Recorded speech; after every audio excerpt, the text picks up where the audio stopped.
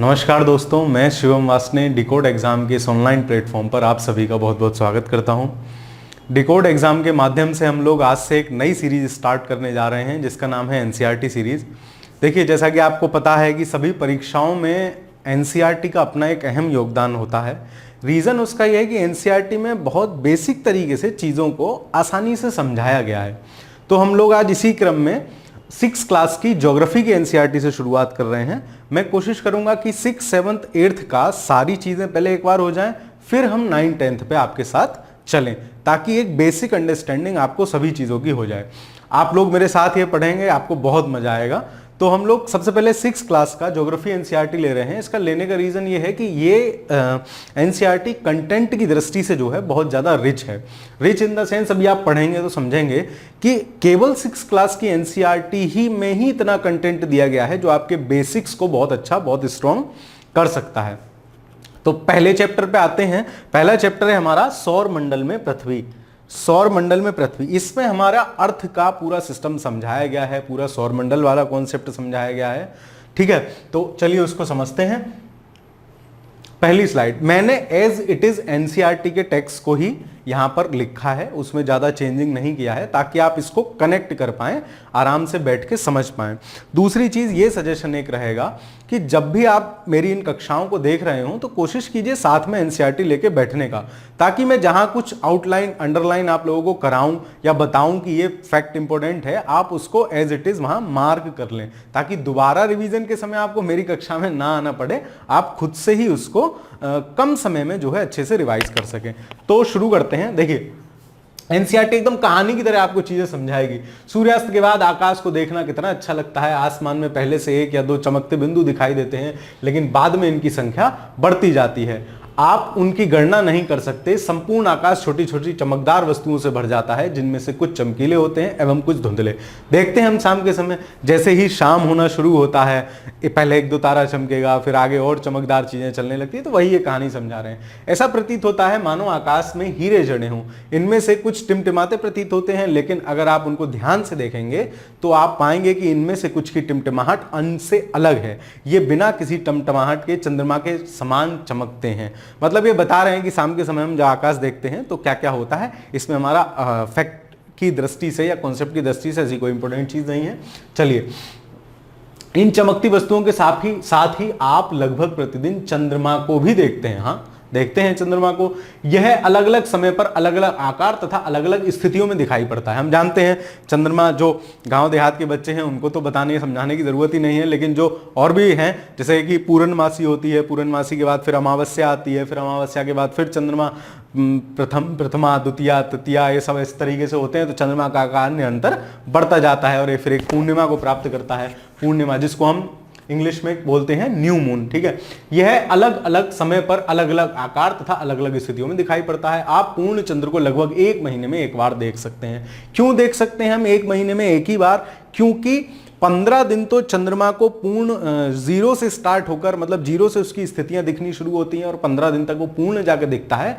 अगले लगभग 15 दिन में वो अमावस्या, मतलब जिस दिन चंद्रमा नहीं दिखता है, ठीक है, उस स्थिति को प्राप्त करता है। तो लगभग 1 महीने में हम एक बार पूर्णिमा को देखते हैं। पूर्णिमा मतलब जो हमारा पूर्णमासी होती है। ठीक है, 15 दिन के बाद आप इसे नहीं देख सकते हैं। यह नए चंद्रमा की रात्रि या अमावस्या होती है। ठीक है, अमावस्या और पूर्णिमा 2 चीजें होती है। जब चंद्रमा हमें दिखाई नहीं देता है वो अमावस्या, जब दिखाई देता है वो पूर्णिमा। ठीक है, ऐसी रात में अगर आसमान साफ है तो आप आसमान का अवलोकन अच्छी तरह से कर सकते हैं। क्या आपको इस बात पर आश्चर्य नहीं होता कि हम दिन के समय चंद्रमा में इन छोटी चमकीली वस्तुओं को क्यों नहीं देख पाते? ऐसा इसलिए है क्योंकि ये सूर्य के अत्यधिक तेज प्रकाश के कारण रात के समय चमकने वाली वस्तुओं को हम दिन में नहीं देख सकते हैं। ये क्या कहने की कोशिश कर रहे हैं? ये हमको समझाने की कोशिश कर रहे हैं कि ये सब चीजें दिन में भी हमारे पास हैं। हम लोग दिन में भी, हमारे पास ये सब चीजें रह रही हैं आसमान में, लेकिन हम दिन में इनको नहीं देख पा रहे हैं। उसका रीजन क्या है? तो आप समझते चलिए, जैसे सपोज दैट कि आपके रूम में एक अंधेरा सा रूम में है, मतलब सन का जो एनर्जी है ना, जो सन की रोशनी है, वो इनके चमक से, इनकी रोशनी से बहुत ज्यादा है, जिस कारण दिन के समय में ये चीजें विलुप्त सी हो जाती हैं। फॉर एग्जांपल, मैं आपको समझाना चाहूँ, इसमें उदाहरण भी दे रखा है, आगे हम उसको भी समझेंगे, फिर भी समझाना चाहूँ। सपोज दैट कि आप बंद कमरे में बिल्कुल अंधेरा हो, उसमें अगर एक माचिस की तीली भी जलाएंगे ना, तीली के बाद जो बुझ भी जाती है, हल्का सा लाल लाल रहता है ना, वो उससे भी रोशनी होगी, मतलब उसका भी स्वयं का एक अस्तित्व होगा। और वहीं आप क्या कीजिए, वहीं आप एक बड़ा सा हेलोजन लगा के रूम में ऑन कर दीजिए और फिर तीली जलाई, तो महसूस ही नहीं होगा कि उसकी रोशनी भी कुछ हुई, अन्यथा उसकी रोशनी। यही सिस्टम यहां पे है, मतलब सन एनर्जी का बहुत बड़ा स्रोत है और हमारे इन तारों की अपेक्षा हमारे पास है। ये तारे हमसे ज्यादा दूर हैं सन की अपेक्षा, पास है, तो इसलिए उसका जो रोशनी है, उसका जो ऊष्मा है वो हम तक ज्यादा, उसका जो हीट है वो हम तक ज्यादा प्राप्त हो रहा है, तो दिन के समय वो हम तक प्राप्त होता है, तो ये सारी चीजें ओझल हो जाती हैं। ठीक है, ये सारी चीजें क्या हो जाती हैं, ये सारी चीजें हमारे पास से ओझल हो जाती हैं, हमको नहीं दिखती हैं। चलिए, तो ये चंद्रमा की दो स्थिति देख ली हमने। पूर्णिमा को कहते हैं फुल मून, पूर्णिमा मतलब फुल मून, इंग्लिश में बहुत सरल है, पूरा चंद्रमा दिखता है, फुल मून। और इसको कहते हैं अमावस्या, क्योंकि इसके बाद ही चंद्रमा स्टार्ट होता है दोबारा से प्रथमा द्वितीया के द्वारा, तो इसको बोलते हैं इंग्लिश में न्यू मून। ठीक है, तो फुल मून और new moon, full moon once in a month, ऐसे ही new moon once in a month. ठीक है, चलिए आगे देखते हैं। क्या आपको इस बात पर आश्चर्य नहीं होता कि हम दिन के समय चंद्रमा में छोटी चमकीली वस्तुओं को क्यों नहीं देख पाते? ठीक है, यह हमने अभी देख लिया। सूर्य, चंद्रमा तथा वे सभी वस्तुएं, देखो पॉइंट टू बी नोटेड, ये पॉइंट हमें याद रखना है, नोट करना है। कैसे? सूर्य, चंद्रमा तथा वे सभी वस्तुएं जो रात के समय आसमान में चमकती हैं, खगोलीय पिंड कहलाती हैं। खगोलीय पिंड मतलब सेलेस्टियल बॉडी। ठीक है, ये सभी चीजें जो सन है, जो मून है, और ऐसी सब चीजें जो रात के समय में आसमान में चमक रही हैं, रात के समय से मतलब दिन में भी हैं, लेकिन रात में हमको चमक रही हैं। ठीक है, तो जो हमें आसमान में चमकती हैं, दैट इज खगोलीय पिंड कहलाती हैं। खगोलीय पिंड इंग्लिश में सेलेस्टियल बॉडी। ठीक है, इनको हम क्या कहते हैं? सेलेस्टियल बॉडी कहते हैं। कुछ खगोलीय पिंड आकार में बड़े तथा गर्म होते हैं, ये गैसों के बने होते हैं। आकार में बड़ा है, गर्म है, गैसों का बना होता है। इनके पास अपनी ऊष्मा तथा प्रकाश होता है, जिसे वे बहुत बड़ी मात्रा में उत्सर्जित करते हैं। फॉर एग्जाम्पल सन है, सन के पास अपनी ऊष्मा है, अपना प्रकाश है, अभी आगे बताएंगे। ठीक है, बड़ी मात्रा में उत्सर्जित करते हैं। इन खगोलीय पिंडों को क्या कहते हैं? तारा कहते हैं। तो पॉइंट टू बी नोटेड, दो परिभाषा हमारी यहां हो गई, एक खगोलीय पिंड की परिभाषा हो गई और एक हमारी हो गई तारा। तो खगोलीय पिंड किसको कह रहे हैं? कि रात के समय में आसमान में जो भी चीज चमक रही है, जो भी चीज हमें समझ में आ रही है, वो सब क्या है? सेलेस्टियल बॉडी है, खगोलीय पिंड है। इसी प्रकार से कुछ खगोलीय पिंड बड़े हैं और उनके पास अपना एनर्जी है, जैसे हम लोग, हम पृथ्वी हैं। ठीक है, हम एनर्जी किससे, हम ऊष्मा किससे प्राप्त कर रहे हैं, हम हीट किससे प्राप्त कर रहे हैं? हम प्राप्त कर रहे हैं सन से। ठीक है, तो हमारे पास अपना ऊर्जा और अपना प्रकाश नहीं है, इसलिए पृथ्वी एक तारा नहीं है, पृथ्वी एक ग्रह है, एक प्लेनेट है। ठीक है, उसको हम आगे समझेंगे भी प्लेनेट की परिभाषा क्या होगी। तो दो यहां याद करने जैसी या दिमाग में रखने जैसी चीजें हैं। कौन कौन सी?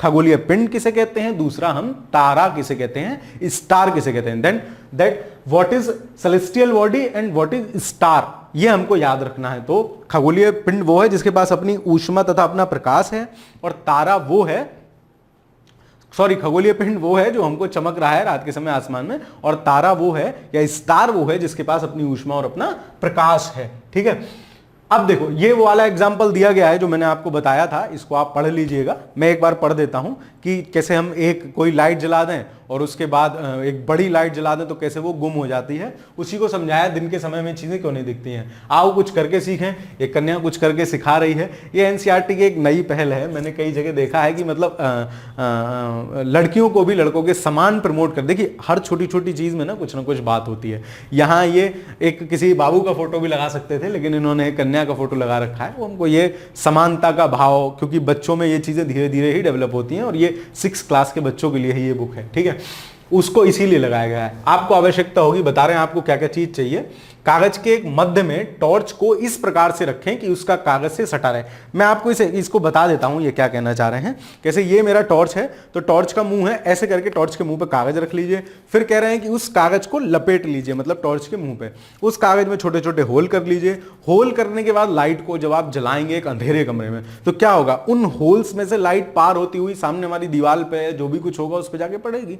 और हमको कैसा लगेगा, हमको लगेगा स्टार स्टार स्टार स्टार से हमें दिख रहे हैं। तो उस उसकी तुलना ये आकाश में उनसे कर रहे हैं, तारों से। फिर कह रहे हैं कि चुपचाप एक जाइए और एक बल्ब जला दीजिए। अब जब आप बल्ब जलाएंगे, बड़ा बल्ब जलाएंगे, तो क्या होगा, वो टॉर्च की रोशनी, और टॉर्च की रोशनी में से भी छोटी छोटी जो किरणें निकल रही हैं, उनके आगे, बल्ब के आगे वो चीज फीकी पड़ जाएंगी। तो क्या होगा, वो चीजें अदृश्य हो जाएंगी, हमें दिखेंगी नहीं। सेम ऐसा ही कब होता है, रात के समय आसमान में होता है, और जैसे ही सन निकल आता है तो वो चीजें हैं वहीं, लेकिन हमको दिखती नहीं है। ये बहुत अच्छा सा एग्जाम्पल है, इसमें समझाने की कोशिश की है, आप इसको पढ़ सकते हैं। ठीक है, मैंने आपको इसका सार बता दिया क्या है। ठीक है, चलिए अगला देखते हैं। रात के समय चमकते हुए अनगिनत तारे एवं सूर्य के समान ही हैं। जो तारे हैं, जो हमें रात में तारे दिख रहे हैं, वो सब क्या है, वो भी एक एक सूर्य हैं। मतलब आप समझ रहे हैं, वो भी एक एक सूर्य हैं, है ना। अभी आगे समझते चलेंगे और क्या क्या है। लेकिन हमसे बहुत अधिक दूर होने के कारण हम लोग उनकी ऊष्मा या प्रकाश को महसूस नहीं करते हैं, तथा वे अत्यंत छोटे दिखाई पड़ते हैं। ये हमसे क्या कह रहे हैं कि हैं वो भी हमारे सन के जैसे। या आप कहेंगे सर सन के जैसे कैसे हैं, सूरज तो इतना बड़ा दिखता है, सूरज से हमें गर्मी भी लगती है, रोशनी भी खूब सारी होती है, तारों से तो कुछ नहीं होता। उसका रीजन ये है कि तारे हमसे जितने, सूर्य हमसे जितनी दूर है ना, उसका कई लाख कई सौ गुना दूर हमसे क्या है, तारे हैं। तो वो हमको सिर्फ छोटी सी लाइट दिखती है। फॉर एग्जाम्पल, जैसे आपने कहीं कोई लाइट देखी हो रात के समय जलती हुई, पास में जाएंगे तो बल्ब बहुत बड़ा दिखता है, दूर से देखोगे तो टिमटिमाती हुई लाइट दिखती है। जैसे सपोज दैट आप कभी ट्रेन का सफर कर रहे हो, तो रात के समय इधर उधर देखते चला करिए, वह सब एग्जाम्पल से समझते चला करिए ये सब क्या है। रात में अगर आपने कभी ट्रेन या बस का सफर किया होगा, तो जब हम रास्ते से निकल रहे होते हैं, आसपास कोई गांव होता है, तो दूर से एकदम तारे तारे से चमकते हैं। ये वही तारे हैं, क्योंकि हमसे दूर हैं। और आप वहां पास चले जाइए, उस कमरे में देखिए जहां लाइट जल रही हो, तो हमको सूर्य जैसा प्रतीत होगा। उम्मीद कर रहा हूं कि आपको इस उदाहरण के हिसाब से ठीक से समझ में आ गया होगा। आपने अवश्य ध्यान दिया होगा कि कुछ दूरी से देखने पर सभी वस्तुएं छोटी दिखाई पड़ती हैं। अत्यधिक ऊंचाई पर उड़ रहा हवाई जहाज कितना छोटा दिखता है। भाई हम पास में से देखेंगे तो हवाई जहाज बहुत बड़ा, आप एयरपोर्ट के पास चले जाइए, बहुत बड़ा हवाई जहाज दिखता है। और आप अपने घर की छतों पे से, हम लोग गांव देहात में थे, आवाज सुन के ही देखने लगते थे, वो चिड़िया सा दिखता है ना। तो वही बता रहे हैं कि पास से चीजें कैसी दिखती हैं। रात में आसमान की ओर देखते समय आप तारों के विभिन्न समूहों द्वारा विभिन्न आकृतियों को देख सकते हैं। रात में जब आप रात के समय, अब तो लोग छत पे सोते नहीं हैं, हमारे समय में तो लोग छत पे सोते थे। रात में लाइट नहीं आती थी, गांव देहात का माहौल बहुत अच्छा होता है, वहां रात में सब लोग साथ में छत पे सोते थे। वैसी वहीं का सीन मैं बता रहा हूँ। रात के समय जब आसमान में देखेंगे तो आपको कुछ ऐसी आकृति, जैसे ये कन्या देख पा रही है, जैसे ये लड़की देख पा रही है, कुछ इस तरह की आकृति हमको रात के समय आसमान में दिखती है। ये तो लगभग सभी को आसमान में दिखती है। ये ऐसे दो टाइप से बनता हुआ, और ये दो तारे, ये मतलब 5 और 2 7 तारे हमको दिखते हैं। और इन 7 तारों की सीध में होता है ध्रुव तारा। ठीक है, ध्रुव तारा। तो ये उसी को बता रहे हैं कि ये जो हमें चीजें दिखती हैं, ये मतलब आसमान में तारों के विभिन्न आकृतियों का समूह जो दिखता है, इस समूह को हम क्या कहते हैं, नक्षत्र मंडल कहते हैं। कहीं कहीं नक्षत्र मंडल मिलेगा, कहीं कहीं तारा मंडल लिखा मिलेगा आपको, और इंग्लिश में इसको शायद कॉन्स्टलेशन ऐसे ही कुछ बोलते हैं, आप लोग एक बार देख लीजिएगा। ठीक है, तो तारों का विभिन्न समूह जिसको नक्षत्र मंडल कहते हैं। ये क्वेश्चन स्टेट पीएससी में 1-2 बार पूछा हुआ है, मतलब यहीं से लाइन उठा के, रात के समय आकाश में जो तारों की आकृति दिखती है उसको क्या कहते हैं, दैट इज तारा मंडल या नक्षत्र मंडल। ठीक है, अर्सा मेजर या बिग बियर इसी प्रकार का एक और नक्षत्र मंडल है। ठीक है, बहुत आसानी से पहचाने जाने वाले नक्षत्र मंडल में से है स्मॉल बियर या सप्तऋषि। सप्तऋषि यह 7 तारों का समूह है। यही ये स्मॉल बियर या सप्तऋषि तारा मंडल है, 7 तारों का समूह है, इसलिए इसको सप्तऋषि तारा मंडल कहते हैं, जो कि एक बड़े नक्षत्र मंडल अर्सा मेजर का एक भाग है।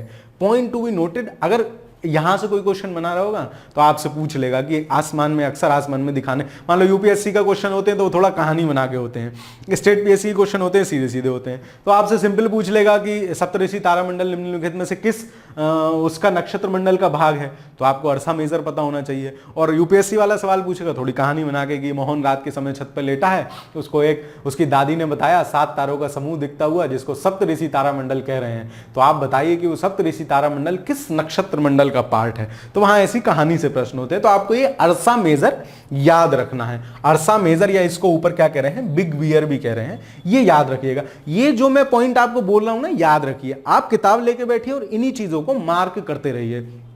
होगा क्या, आपको दोबारा से क्लास में आने की जरूरत नहीं है। आप सिर्फ आराम से इन चीजों को अपनी बुक खोलिए, आपको याद आ जाएगी, मेरी कक्षा याद आ जाएगी, इस तरीके से करते चलिए। आज पहला क्लास है इसलिए मैं थोड़ा आपको समझाते हुए भी ज्यादा चल रहा हूं, ताकि आपको पता चले कि एक पूरा लंबा रास्ता तय करना है तो किस तरीके से हमारे साथ तय करना है। ठीक है, चलिए। अपने परिवार या पड़ोस के किसी व्यक्ति से कहिए कि वो आपको आसमान में और अधिक तारे नक्षत्र मंडलों को दिखाए। ये बच्चों को समझाने के लिए है, उसी तरीके की चीजें लिखी हुई हैं। ठीक है, प्राचीन समय में लोग रात्रि दिशा का निर्धारण तारों की सहायता से ही करते थे। कैसे करते थे, जैसे हमने मान लिया जो अभी हमने देखा ध्रुव तारा, जो हमने देखा ना, ये हमने देखा ये ध्रुव तारा, तो ध्रुव तारा जो हमने ध्रुव तारे को कैसे पहचाना, सप्तऋषि की सहायता से पहचाना। और ध्रुव तारे को हम हमेशा मानते हैं कि ध्रुव तारा हमेशा उत्तर दिशा में निकलता है। ठीक है, तो हम यहां से तारों के से ही हम क्या करते थे, दिशा का ज्ञान कर लेते थे। ठीक है, उत्तरी तारा उत्तर दिशा को बताता है, इसे ध्रुव तारा भी कहते हैं। यह आसमान में हमेशा एक ही स्थान पर रहता है, एक ही स्थान पर रहता है। ठीक है, एक ही स्थान पर रहता है। हम सप्तऋषि की सहायता से ध्रुव तारे की स्थिति को जान सकते हैं। चित्र 1.1 में हमने देख ही लिया कि सप्तऋषि तारे वो काल्पनिक रेखा आगे जाएगी तो ऐसे ऐसे करेगी। ठीक है, कुछ खगोलीय पिंड। अब देखिए, अभी तक हम दो चीजें पढ़ के आए हैं, आप रिकॉल कीजिए। अगर आप रिकॉल कर पा रहे हैं मतलब आप सीरियसली पढ़ रहे हैं। आप रिकॉल नहीं कर पा रहे हैं तो अपने पढ़ने के तरीके को सुधारिए। क्या खगोलीय पिंड क्या है, 1 मिनट वीडियो पॉज करिए और सोचिए सर ने अभी क्या बोला था। ठीक है, तो हाँ, खगोलीय पिंड हमने क्या देखा था, सेलेस्टियल बॉडी क्या है, ऐसी बॉडी जो हमें रात के समय में आसमान में दिख रही है, आसमान में आसपास हम देख रहे हैं, वो सेलेस्टियल बॉडी है, खगोलीय पिंड है। अब हमने देखा कि ऐसी सेलेस्टियल बॉडी जिसके पास अपना हीट और अपनी लाइट है, अपनी ऊष्मा और अपना प्रकाश है, उसको हम क्या कह रहे थे, उसको हम कह रहे थे स्टार, उसको हम कह रहे थे तारा। अब सर जिनके पास अपनी लाइट और अपना हीट नहीं है उनको क्या कहेंगे, है ना, उनको भी तो कुछ कहेंगे ना, क्योंकि आसमान में सबके पास तो है नहीं, हमारी पृथ्वी के पास भी नहीं है, जबकि हमारा पृथ्वी खगोलीय पिंड है, एक सेलेस्टियल बॉडी है।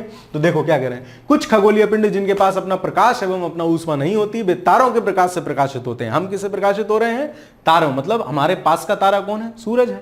सूरज के तार प्रकाश से, सूरज के एनर्जी से, सूरज की हीट से, हम सूरज की लाइट से हम लोग प्रकाशित हो रहे हैं। ऐसे पिंड ग्रह कहलाते हैं। ठीक है, यहां तीसरी परिभाषा हमें मिल गई ग्रह। ग्रह मतलब प्लेनेट, हमें तीसरी परिभाषा मिल गई प्लेनेट की।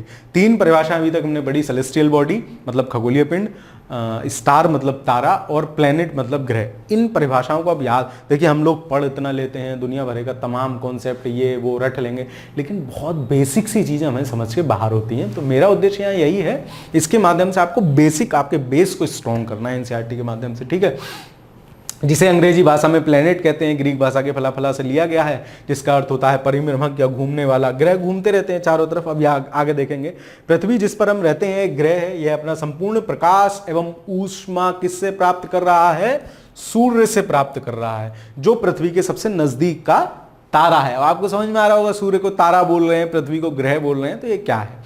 ठीक है, समझ में ना आया हो तो एक बार बैक करके देख लीजिए, मतलब बेसिक है, यहां हमको समझना ही है। पृथ्वी को बहुत अधिक दूरी से, जैसे चंद्रमा से देखने पर यह चंद्रमा की तरह चमकती हुई प्रतीत होती है। क्यों होगी, क्योंकि सन की, सूर्य की रोशनी हम पे पड़ रही है, उससे क्या हो गए, हम चमक गए। चंद्रमा भी किससे प्रकाश प्राप्त कर रहा है, वो भी सूर्य से प्रकाश प्राप्त कर रहा है।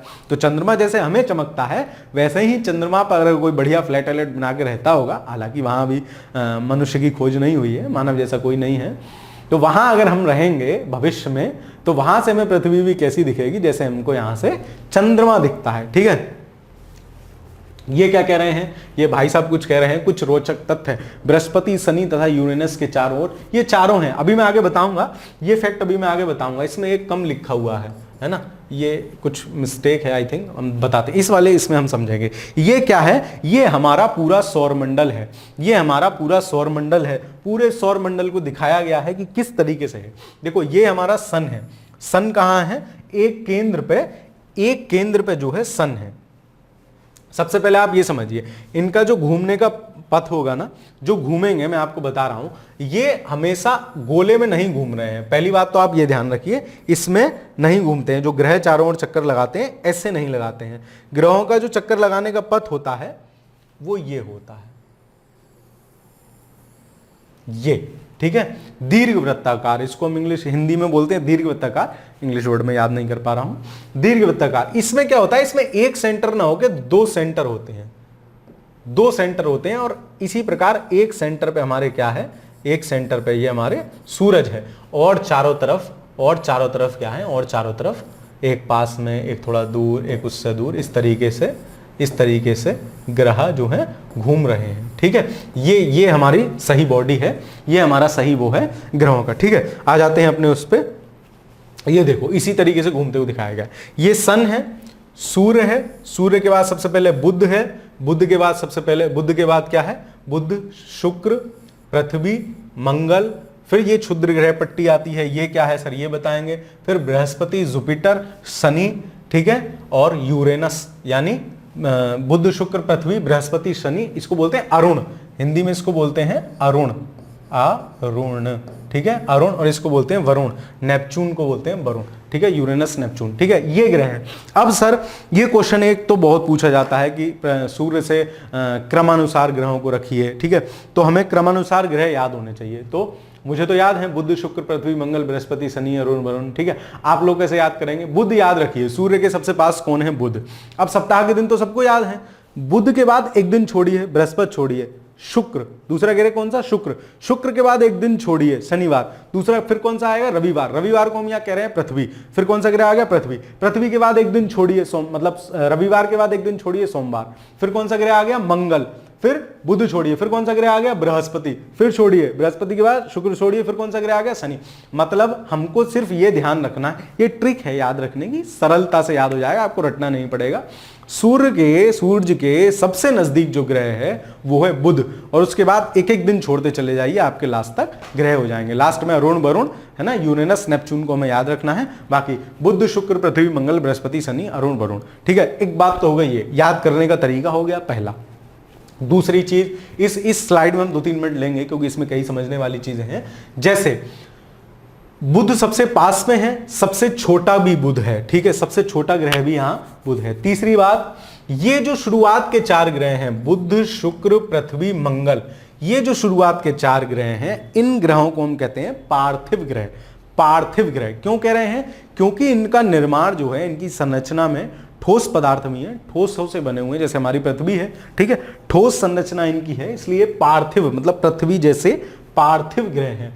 और लास्ट वाले जो हैं बृहस्पति, शनि, अरुण, वरुण, इनकी जो संरचना है ये गैसियस स्ट्रक्चर है इनका, जोबियन ग्रह इनको कहते हैं, जोबियन ग्रह भी इनको कहते हैं। जोबियन का मतलब बृहस्पति जैसा होगा, जुपिटर से जोबियन, और बृहस्पति जैसा मतलब गैसीय ग्रह जो हैं। तो लास्ट वाले 4 ग्रह कहलाएंगे जोबियन ग्रह, ये कहलाएंगे पार्थिव, या फिर दूसरी तरीके से इन चारों को आंतरिक और इन चारों को बाह्य ग्रह भी कहते हैं।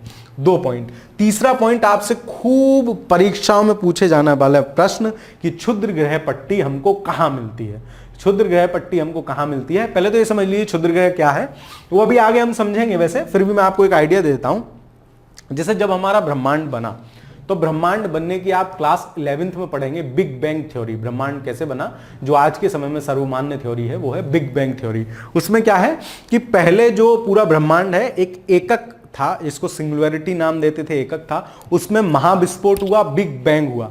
बिग बैंग हुआ तो कुछ पदार्थ सन का हिस्सा रहा, कुछ उससे टूट के निकले, वो लोग चारों तरफ घूमने लगे, ग्रह रहे। अब कुछ छोटे छोटे भी टूटे, भाई जरूरी थोड़ी है बड़े बड़े टुकड़े ही टूटेंगे, छोटे छोटे टुकड़े टूटे तो वो एक साथ सब इकट्ठे हो गए, बोले हम छोटे छोटे हैं, एक साथ रहेंगे तो पहलवान रहेंगे, याद कराने के लिए बता रहा हूं, ऐसा कुछ नहीं था। तो ये छोटे छोटे टुकड़ों की जो पट्टी है वो क्षुद्र ग्रह बेल्ट है, ठीक है, क्षुद्र ग्रह बेल्ट। मिलती कहां है, तो मंगल और बृहस्पति के बीच में, ठीक है, मंगल और बृहस्पति के बीच में। मैं कैसे याद कर लेता था, मैं देखो चीजों को जीवन, दैनिक जीवन से जोड़ते चलो सब याद हो जाएगा। जैसे मंगल और बृहस्पति के बीच में क्या हो गया, बुध हो गया, तो हम कहे छोटे छोटे आदमी वाले बुद्धू थे, सब बुद्धू थे तो एक जगह इकट्ठे हुए बुद्धू। अब आपको याद रखना है बुद्ध किस किस के बीच में होगा, मंगल और बृहस्पति, बस ऐसे याद रख लीजिए, मंगल और बृहस्पति के बीच में क्षुद्र ग्रह बेल्ट है, बुद्धू है, सर ने बताया था, कनेक्ट कर लीजिए ना चीजें तो याद रहेंगे। एक और इसमें होती है, वो इसमें नहीं दिया है, एक आपसे क्वेश्चन पूछा जाता है, देखो ये 8 ग्रह हैं, पहले 9 ग्रह थे, नमा कौन सा था, नमा था प्लूटो, ठीक है, प्लूटो को क्यों निकाल दिया गया, देखो वो शैतान था। शैतान कैसे था, इन सब ग्रहों की अपनी एक कक्षा होती है। मतलब क्या है, मतलब ये अगर मेरी मंगल घूम रहा है तो ये मंगल की इस तरीके से कक्षा होगी, ये इसी में घूमेगा, ये नहीं यहां से डांस करके इधर आ गया फिर दूसरे की में घुस गया, दूसरे की कक्षा में घुस गया, ऐसे नहीं करेगा, इसकी अपनी एक कक्षा है, उसी कक्षा में ये घूमेगा, ठीक है। तो जो प्लूटो था वो क्या करता था, कभी किसी कक्षा में घुस गया, कभी किसी कक्षा में घुस गया। तो पहला तो नियम वो ये वॉयलेट कर रहा था कि एक दूसरे की कक्षा में घुस रहा था। दूसरा कुछ हमारे क्षुद्र ग्रह भी ऐसे हैं जिनका आकार, या कुछ उपग्रह भी ऐसे हैं जिनका आकार प्लूटो के बराबर था या उससे बड़ा था, तो उसको इस आधार पर भी हमने क्षुद्र ग्रह मान लिया कि इसको ग्रह की श्रेणी में नहीं रखते हैं। 2006 में, पहले हमारे सौरमंडल में 9 ग्रह हुआ करते थे, लेकिन 2006 में प्लूटो को हमने हटा दिया है, तो अब हमारे सौरमंडल में 8 ग्रह हैं। आफ्टर प्लूटो एक और पट्टी मिलती है जिसको हम बोलते हैं कूपर बेल्ट, वो इसमें नहीं दे रखी है, एक दो जगह प्रश्न आता है, तो आप लोग को मुझे लगा कि यहाँ साथ में बताते चलूं। आप लोग अपनी बुक में नोट कर लीजिएगा कि अरुण, वरुण, प्लूटो के बाद एक प्लूटो को हिंदी में कहते थे यम, ठीक है, यम कहते थे उसको हिंदी में। तो प्लूटो के बाद एक बेल्ट मिलती है क्षुद्र ग्रह पट्टी की तरह ही, जिसको हम क्या बोलते हैं, जिसको हम बोलते हैं कूपर बेल्ट। तो आप इसमें नोट करके बना लीजिएगा, उसको कूपर बेल्ट बोलते हैं। ठीक है, चलिए आगे चलते हैं। अब आसमान में दिखने वाला चंद्रमा क्या है, एक उपग्रह है। सर नया वर्ड आ गया, उपग्रह। अब तक हमने कौन कौन से वर्ड पढ़े, वीडियो पॉज करके एक मिनट अपने मन से सोचो कौन कौन से वर्ड पढ़े। हमने 3-4 परिभाषा पढ़ ली। पहला हमने पढ़ लिया सेलेस्टियल बॉडी, मतलब ठीक है। दूसरा हमने पढ़ लिया खगोलीय, मतलब सेलेस्टियल बॉडी मतलब खगोलीय पिंड। दूसरा हमने पढ़ लिया तारा, स्टार। तीसरा हमने पढ़ लिया ग्रह, प्लैनेट। चौथा परिभाषा आ गया उपग्रह, है ना, उपग्रह, सैटेलाइट। ठीक है, उपग्रह को बोलते हैं सैटेलाइट। ये क्या है, यह है हमारी पृथ्वी का सहचर है। चंद्रमा की बात कर रहे हैं कि चंद्रमा उपग्रह है और हमारी पृथ्वी का सहचर है। इसके चारों ओर चक्कर लगाता है। हमारी पृथ्वी के समान 7 अन्य ग्रह, अभी हम टोटल बात कर रहे थे, टोटल 8 हैं, विद पृथ्वी 8 हैं, पृथ्वी के अलावा 7 और हैं जो सूर्य के प्रकाश से ऊष्मा प्राप्त करते हैं। उनमें से कुछ के पास अपने चंद्रमा भी हैं। अपने चंद्रमा का क्या मतलब हो गया, उनके अपने उपग्रह भी हैं। देखो स्लाइड से समझते चलेंगे। जैसे मान लीजिए कि ये सूरज है, ठीक है, इसके चारों ओर एक अपनी कक्षा में ये पृथ्वी घूम रही है। ये क्या है, पृथ्वी है।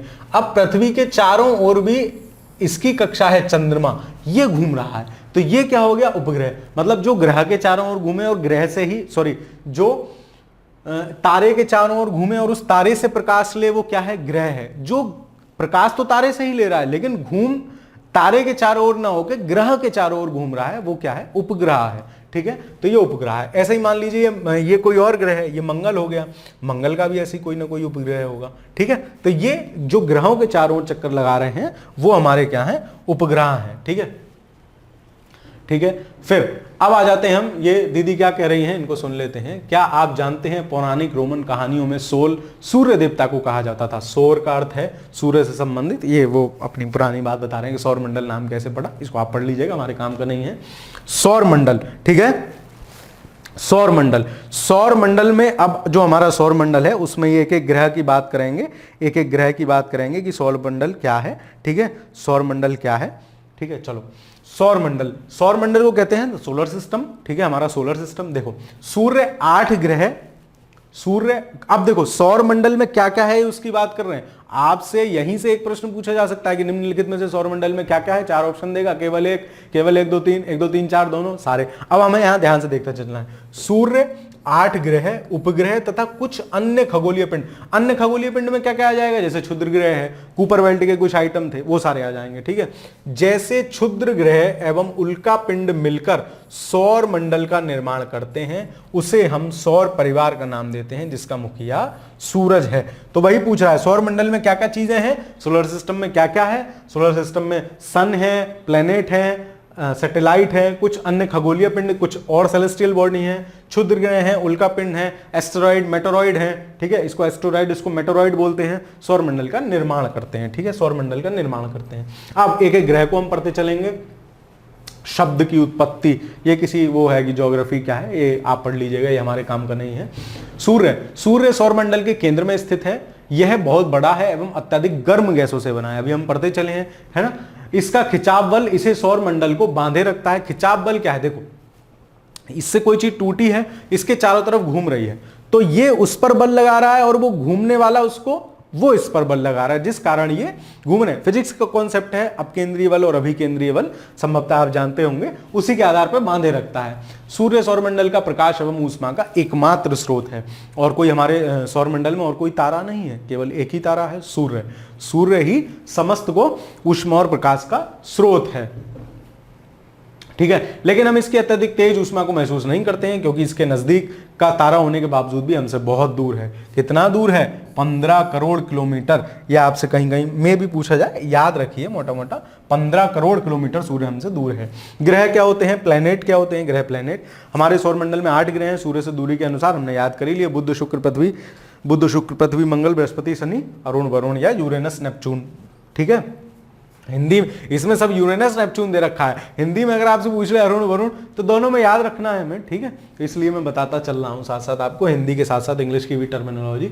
ये इन्होंने दिया है एक बच्चों को याद करने जैसी ट्रिक कि सूर्य के हम ऐसे याद रख सकते हैं, माई बेरी फला फला दिमागा। हमको नहीं इतना, हमारे ट्रिक अपनी सरल है। बुध से शुरू कीजिए, बुध याद रखिए, बुध के बाद एक एक दिन छोड़िए हफ्ते के, और अरुण वरुण तक पहुंच जाइए। आपके हफ्ता के सारे एक एक दिन का गैप करके सूरज से क्रम में हो जाएंगे, ठीक है। ये क्या कह रहे हैं कि आप जानते हैं, कन्या फिर कुछ बता रही है, सुन लेते हैं क्या कहना चाह रही है।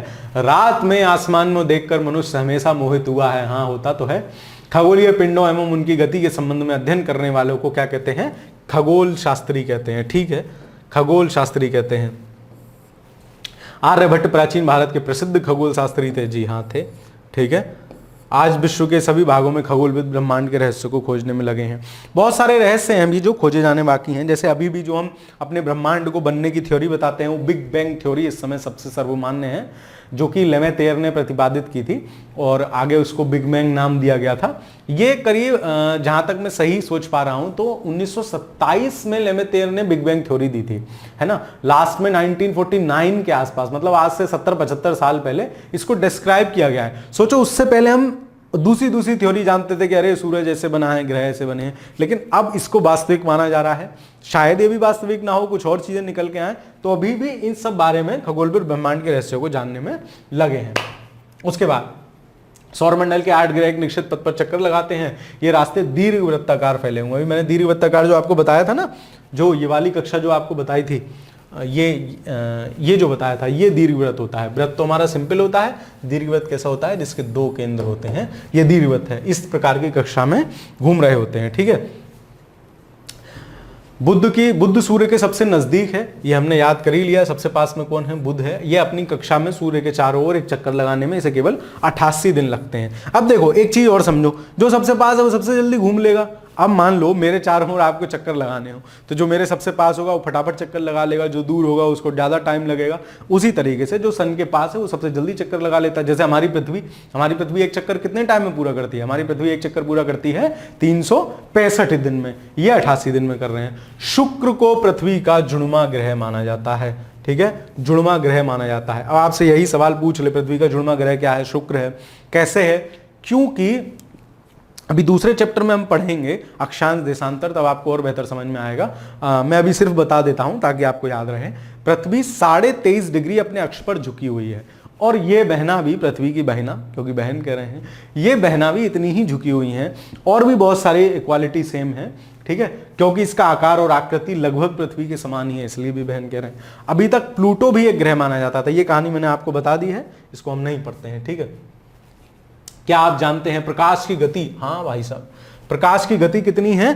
3 लाख किलोमीटर प्रति second. Can you imagine? 3 lakh kilometre प्रति सेकंड प्रकाश की गति है। मतलब फट से पलक झपकाई और झट से प्रकाश कितना पहुंच गया? 3 लाख किलोमीटर पहुंच गया। तो वही ये दीदी बताने की कोशिश कर रही हैं कि प्रकाश की गति लगभग 3 लाख किलोमीटर प्रति सेकंड है। इसके बावजूद भी सूर्य के प्रकाश को पृथ्वी तक पहुंचने में 8 मिनट कुछ सेकंड का समय, लगभग 8 मिनट मान लेते हैं, समय लगता है। क्यों लग रहा है 8 मिनट? सूरज और पृथ्वी के बीच की दूरी कितनी थी? पढ़ के आए हैं, पॉज करिए और सोचिए कितना पड़ा था। साथ साथ रिकॉल करना भी बहुत जरूरी है, ठीक है। रिकॉल कीजिए, कितना था? 15 करोड़ किलोमीटर। दोबारा रिकॉल कीजिए। अभी हम 4 परिभाषा पढ़ के आए हैं, एक सेलेस्टियल बॉडी, दूसरा स्टार, हिंदी में भी बोलता चल रहा हूं, सेलेस्टियल बॉडी खगोलीय पिंड, स्टार मतलब तारा, फिर हमने पढ़ा था ग्रह प्लैनेट, फिर पढ़ा था सैटेलाइट उपग्रह। इन चारों की परिभाषा आपके दिमाग में होनी चाहिए, समझ में आना चाहिए, ठीक है। आगे देखते हैं कुछ रोचक तथ्य। नील आर्मस्ट्रॉन्ग पहले ऐसे व्यक्ति थे जिन्होंने 21 जुलाई 1969 को चंद्रमा पे मनुष्य जा चुका है। तो ये बता रहे हैं कि सबसे पहले कौन गया है, तो नील आर्मस्ट्रॉन्ग ऐसे पहले व्यक्ति हैं, अमेरिकी नागरिक थे जो चंद्रमा पर गए हैं। कब गए हैं? 1969। इसको भी थोड़ा सा याद रख सकते हैं। ECS PCS वाले इनका मूड का कुछ नहीं पता, फैक्चुअल सवाल पूछ लेते हैं तो हमको याद रहना चाहिए, ठीक है। जीवन के लिए अनुकूल परिस्थितियां संभवतः केवल पृथ्वी पर ही हैं। संभवतः क्यों लिख रहे हैं? अभी हमारी खोज जारी है, मे भी कहीं और मिल जाए, ठीक है। तो अभी तक तो पृथ्वी पर ही है। पृथ्वी ना तो अधिक गर्म है और ना ही अधिक ठंडी। यहाँ पानी एवं वायु उपस्थित है जो हमारे जीवन के लिए आवश्यक है, ठीक है। वायु जीवन के लिए आवश्यक गैसें जैसे ऑक्सीजन मौजूद है। इन्हीं कारणों से पृथ्वी को सौर मंडल का सबसे अद्भुत ग्रह कहा जाता है। अब सपोज दैट मेंस में आता है प्रश्न, मेंस में एक प्रश्न आ जाए कि पृथ्वी एक अद्भुत ग्रह है, विश्लेषण कीजिए।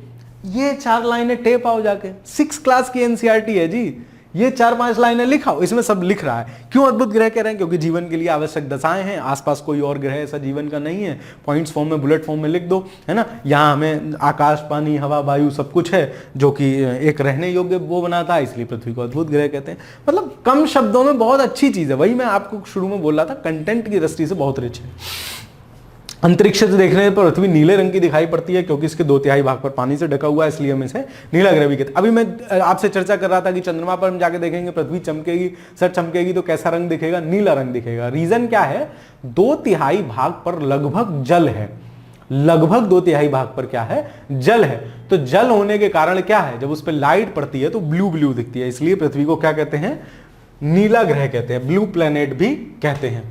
उपग्रह कैसे खगोलीय, अब जो उपग्रह की परिभाषा बता रहे हैं, उपग्रह क्या है? उपग्रह एक ऐसे खगोलीय पिंड हैं जो ग्रहों के चारों ओर उसी प्रकार से चक्कर लगाते हैं। ये सब हम जान ही चुके हैं। हाँ, मानव निर्मित उपग्रह की बात ये अभी हम और करेंगे, ये अभी मैं समझा देता हूं। ये मानव निर्मित उपग्रह का इन्होंने चित्र दिखाया है, ठीक है।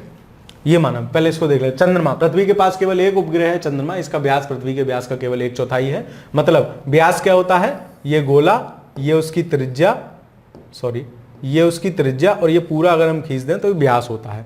मतलब परिधि से परिधि तक को मिलाने वाली ऐसी रेखा जो वृत्त के केंद्र से होके जाती है उसको व्यास कहते हैं परिभाषा के रूप में, ठीक है। चलो, हमारी पृथ्वी के व्यास का केवल एक उपग्रह है, उसका व्यास 1/4 है। यह इतना बड़ा इसलिए प्रतीत होता है क्योंकि यह हमारे ग्रह से अन्य खगोलीय पिंडों की अपेक्षा नजदीक है। हमारे ग्रह से, पृथ्वी से अन्य खगोलीय पिंड कौन कौन से? और भी कोई, जैसे और सारे ग्रह थे, आप 8 ग्रह बता रहे थे, वो तो हम नहीं देख पाते हैं आसमान में। क्यों नहीं देख पाते? क्योंकि वो हमसे काफी दूर है। चंद्रमा हमसे बहुत पास है, ठीक है। इसके लगभग इनकी जो डिस्टेंस है लगभग 3,85,000, लगभग 4 लाख के आसपास है, दे तो रखा है। ये हमसे लगभग 3,84,000 किलोमीटर दूर है। अब आप पृथ्वी से सूर्य एवं चंद्रमा की दूरियों की तुलना कर सकते हैं। करिए तुलना। सूरज कितना था? 15 करोड़ किलोमीटर। ये कितना है? 3,84,000 किलोमीटर। बहुत कम है, इसलिए हमको इतना बड़ा दिख रहा है। ये हमको दिखाया गया है उपग्रह, मतलब मानव निर्मित उपग्रह। अब जैसे जो आजकल तो आप उपग्रह से पर्याप्त परिचित ही हैं, है ना, मुझे बताने की जरूरत नहीं है कि उपग्रह टाइम पे सैटेलाइट छोड़े जाते रहते हैं। ऐसे अभी चंद्रयान भी एक सैटेलाइट के थ्रू गया है, ठीक है। वो हम कभी साइंस एंड टेक में प्रॉपर डिस्कस करेंगे उसको, कैसे वो किया जाता है। अभी शॉर्टकट में समझ लेते हैं। हमको कोई पृथ्वी के चारों तरफ उपग्रह भेजने की जरूरत क्यों है? मान लीजिए पृथ्वी का हमें कुछ अध्ययन करना है, उसके वातावरण में क्या है, या उसके कहीं, जैसे जो जीपीएस आप आज चला रहे हैं वो भी आप उपग्रह की मदद से चला रहे हैं, मानव निर्मित उपग्रह की मदद से ना। तो उस तरीके से हमें देखना है तो हम सबसे पहले क्या करते हैं? एक रॉकेट का प्रक्षेपण करेंगे। ये रॉकेट प्रक्षेपण होगा, और ये रॉकेट में क्या होता है? इस तरीके से एक रॉकेट होगा, उसमें कई चरणों में ईंधन बना रहता है। वो जो जीएसएलवी पीएसएलवी हैं उनके बेसिस पे कई चरण होते हैं, उन चरणों में ईंधन बना रहता है। जैसे जैसे ईंधन खत्म होता जाता है ये टुकड़ा टूट टूट के अलग होकर गिरता रहता है। ये जो मेन बॉडी है त्रिभुजाकार ऊपर वाली, इसमें हमारा उपग्रह रहता है। तो धीरे धीरे जैसे ये जाएगा, ये अलग हो गया, देखिए ये अलग हो गया, इसका जो इसमें भी जो फ्यूल था वो खत्म हो गया, अलग हो गया, फिर ये खुलता है। और ये जो आप देख रहे हैं ये इसमें सोलर वाला सिस्टम लगा हुआ होता है ताकि इसको चलने के लिए आवश्यक एनर्जी प्राप्त होती रहे, और फिर ये आसमान में चारों तरफ ग्रह के चारों तरफ चक्कर लगाता रहता है। तो ये मानव निर्मित उपग्रह दिखाया गया है। रॉकेट का प्रक्षेपण, रॉकेट का पृथ्वी पर गिरना, मतलब रॉकेट मतलब जो इसके साथ खगोल, मतलब जो कवच है इसका वो, ठीक है। और उपग्रह का कक्षा में प्रवेश, ठीक है। आगे चलिए। चंद्रमा पृथ्वी का एक चक्कर लगभग 27 दिन में पूरा करता है। लगभग इतने ही समय में यह अपने अक्ष पर भी चक्कर पूरा कर लेता है, परिणाम स्वरूप एक ही भाग दिखता है। इसको कॉन्सेप्ट को थोड़ा समझिए। जैसे मान लीजिए ये है, ये क्या है, ये पृथ्वी है, इसको पृथ्वी मान लेते हैं, और ये चंद्रमा है। तो ये दो तरह से चक्कर लगा रहा है। एक तो ऐसे चारों तरफ घूम रहा है, मेरी बात समझ रहे हैं आप, ऐसे करके चारों तरफ घूम रहा है। दूसरा ऐसे चारों तरफ घूमने के साथ साथ ये ऐसे ऐसे भी घूम रहे हैं, ऐसे ऐसे घूमते हुए चारों तरफ घूम रहे हैं। आप समझने की कोशिश करिए। ये एक तो ये सिंपल ऐसे घूम रहा है, और ऐसे के साथ साथ ये ऐसे ऐसे भी घूम रहा है, ठीक है। तो मतलब ऐसे घूमा ना, तो इस तरीके से घूमने में, पृथ्वी का चक्कर लगाने में भी 27 दिन लग रहे हैं, और उस तरीके से घूमने में भी इतना ही टाइम लग रहा है। तो एक ही पार्ट दिखेगा, मतलब जैसे जैसे ऐसे घूमेगा तो इसका ये भी ऐसे घूमता जाएगा। आप अपने से 2 बॉल लेके और उस बॉल पे क्या कीजिएगा, एक निशान मार दीजिएगा, फिर उसको इस तरीके से घुमाइएगा कि जैसे आप उसका एक चक्कर पूरा करवा पाए, वैसे ही उसका भी ऐसे करके एक राउंड हो। आपको समझ में आ जाएगा कि एक स्थान से एक ही चीज दिख रही है, ठीक है। चलिए, चंद्रमा की परिस्थितियां जीवन के लिए अनुकूल नहीं हैं। यहाँ ना तो पानी है, ना वायु, इसकी सतह पर पर्वत, मैदान एवं गड्ढे हैं। चंद्रमा की सतह पर छाया बनते हैं। आपने देखा होगा ना, पहले जब पुराने समय में हम चंद्रमा देखते थे, कोई बताता था देखो शंकर जी की आकृति दिख रही है, कोई कहता था नहीं विष्णु भगवान है, कोई कुछ, जैसा भी सब अपना ईश मानते हैं, उस हिसाब से हम प्रत्येक चीज में उनको देखने की कोशिश करते हैं। चंद्रमा में देखते थे, बचपन की कहानियां हैं। तो अब क्या है रीजन ये है कि वहां पर्वत हैं, गड्ढे हैं, कुछ उनका परछाई वहां बनता है, जो हमको कुछ अलग अलग रात के समय, कभी जिस दिन फुल मून हो, पूर्णिमा हो, उस दिन रात को देखिए चंद्रमा को, आपको ये सब चीजें फील हो पाएंगी, ठीक है। और जीवन की अनुकूल परिस्थितियां नहीं है, इसलिए यहाँ जीवन नहीं है। ये क्षुद्र ग्रह बताए गए हैं। क्षुद्र ग्रह क्या होते हैं, वो भी हमारे सौरमंडल का एक पार्ट है ना, सौरमंडल का पार्ट है, तो उसको समझाया गया है क्षुद्र ग्रह क्या है। तारों, ग्रहों, उपग्रहों सबकी परिभाषा, जैसी तारा बोले आपके दिमाग में आना चाहिए तारा क्या था, जैसे ही उपग्रह बोले, प्लैनेट बोले आपके दिमाग में आना चाहिए क्या था, जैसे ही सैटेलाइट बोले आपके दिमाग में आना चाहिए था क्या है, ठीक है। के अतिरिक्त असंख्य छोटे छोटे पिंड भी सूर्य के चारों ओर चक्कर लगाते रहते हैं। इन पिंडों को क्षुद्र ग्रह कहते हैं। जो हमने देखे थे, किसके बीच में थे, मंगल और बृहस्पति के बीच में, ठीक है। मंगल और बृहस्पति के बीच वाली बेल्ट को, हाँ ठीक है, अगली लाइन लिखा हुआ है, ये मंगल और बृहस्पति की कक्षाओं के बीच पाए जाते हैं। वैज्ञानिकों के अनुसार क्षुद्र ग्रह ग्रहों के ही भाग हैं, जो कि बहुत पहले विस्फोट के बाद ग्रहों से टूट टूट कर अलग हो गए थे, ठीक है। कुछ ऐसा दिखेगा, ये इसका चित्र दिखाया गया है, आपकी बुक का ही है, ठीक है। मैंने कोशिश की है कि ओरिजिनलिटी रहे। एनसीईआरटी पढ़ाते वक्त जैसे मैंने देखा है, उसमें अपना ज्यादा ना घुसेड़ा जाए, केवल उसको समझाया जाए और ओरिजिनलिटी रहे आपके साथ एनसीईआरटी पढ़ाते समय, ठीक है। चलिए, फिर आपको दिखाया गया है उल्का पिंड क्या है ना, उसको कहते हैं एस्टेरॉइड। क्षुद्र ग्रह को इंग्लिश में एस्टेरॉइड कहते हैं, इसको मेटेरॉइड कहते हैं, उल्का पिंड को मेटेरॉइड कहते हैं। सूर्य के चारों ओर चक्कर लगाने वाले पत्थर के छोटे छोटे टुकड़ों को उल्का पिंड कहते हैं। अब जो पट्टी थी, उस पट्टी में जो आइटम है वो तो क्षुद्र ग्रह है, ठीक है। उसके सिवा जो है वो उल्का पिंड है, मेटेरॉइड है। सूर्य के चारों ओर चक्कर लगाने वाले पत्थरों के छोटे छोटे उल्का, कभी कभी ये उल्का पिंड पृथ्वी के इतने नजदीक आ जाते हैं कि इनकी प्रवृत्ति पृथ्वी पर गिरने की हो जाती है। मतलब घूम रहे हैं, घूमते घूमते क्या हुआ, मतलब तमाम खगोलीय घटनाएं होती रहती हैं, किसी से टकरा गए तो पृथ्वी पर गिर जाते हैं। इस प्रक्रिया के दौरान क्या होगा, वायु से जब घर्षण होता है ना, घर्षण होगा, क्योंकि ऊपर तो क्या है लगभग निर्वात है, मतलब वहां वायु की मात्रा नहीं है। जब हम वायुमंडल की संरचना पढ़ेंगे तो हम देखेंगे वहां निर्वात है। तो इस दौरान क्या होगा, वायु के साथ घर्षण होने के कारण ये गर्म होकर जल जाते हैं, फलस्वरूप चमकदार प्रकाश इनसे निकलता है, गर्म होकर गिरते हैं, ठीक है। कोई उल्कापिंड पूरी तरह जले बिना ही पृथ्वी पर गिर जाता है, जिससे वो गड्ढा बना देता है, तो वो झील टाइप से निर्माण हो जाता है ना, झील या जहां भी गिरेगा। क्योंकि ऐसा थोड़ी है कि ईटा बराबर संरचना होगी, ये बड़ी संरचनाएं होती हैं, मतलब गिरेंगी तो आधा 1 किलोमीटर एरिया को तहस नहस कर देंगी। ऐसा मतलब जनरली नहीं होता है, लेकिन कभी कभी ऐसी चीजें मिल जाती हैं, ठीक है। अब हमारे चैप्टर लगभग समाप्ति की ओर है, तो लगभग 40-45 मिनट में आपका एक चैप्टर हो गया है। इसमें 6-8 चैप्टर हैं, उसको हम कंप्लीट कर लेंगे 5-6 क्लासों में, एक क्लास में एक चैप्टर ही करेंगे, ताकि आप भी उसको समझ सकें और क्या कहते हैं, पढ़ सकें। पढ़ने के दौरान वही कीजिए, इसको साथ में लेके बैठिए और अपना जो है, मैंने आपको बता ही दिया कि अंडरलाइन करते रहिए। दूसरा, कुछ पब्लिकेशंस की बुक आती हैं, अगर मुझे परमिशन होगी तो मैं आपको नेक्स्ट टाइम सजेस्ट कर दूंगा। मतलब जहां देख लीजिए काफी पब्लिकेशन की आती है जिसमें एनसीईआरटी के क्वेश्चंस रहते हैं, मतलब प्रश्न रहते हैं इन चैप्टर के बेस पे।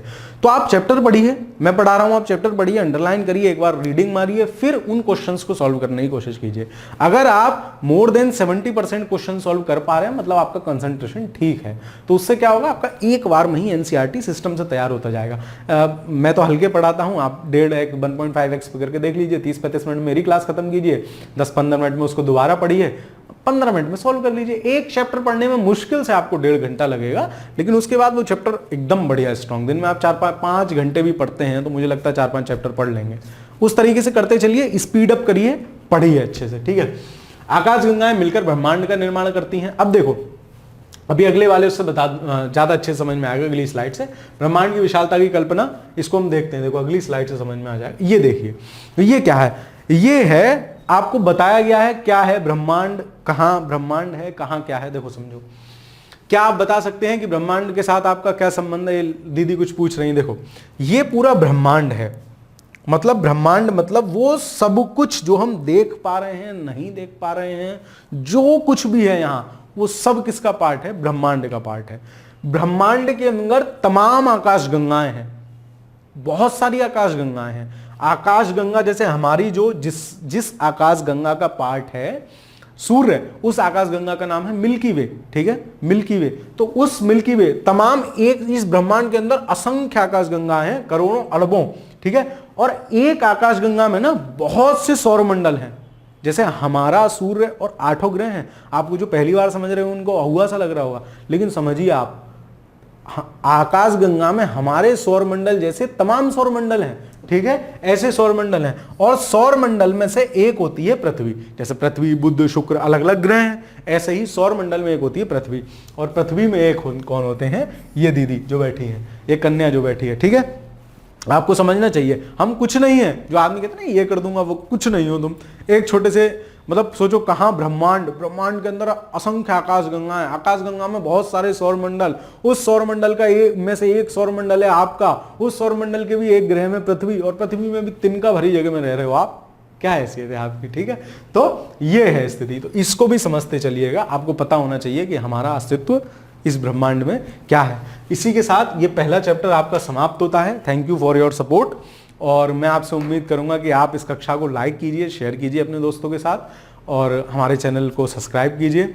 और जो भी कुछ अगर आपको कुछ खामियां लगें तो आप बताते चलिएगा, आपका अपना अध्यापक है, जो भी आप बताएंगे उसको अच्छे से इम्प्लीमेंट किया जाएगा। और मैं कोशिश करूंगा कि आपको अच्छे से कंप्लीट एनसीईआरटी करा सकूं, ठीक है। तो इसी के साथ बहुत बहुत धन्यवाद, फिर मिलते हैं अगली कक्षा के साथ, चैप्टर 2 के साथ। पढ़ते रहिए, खुश रहिए।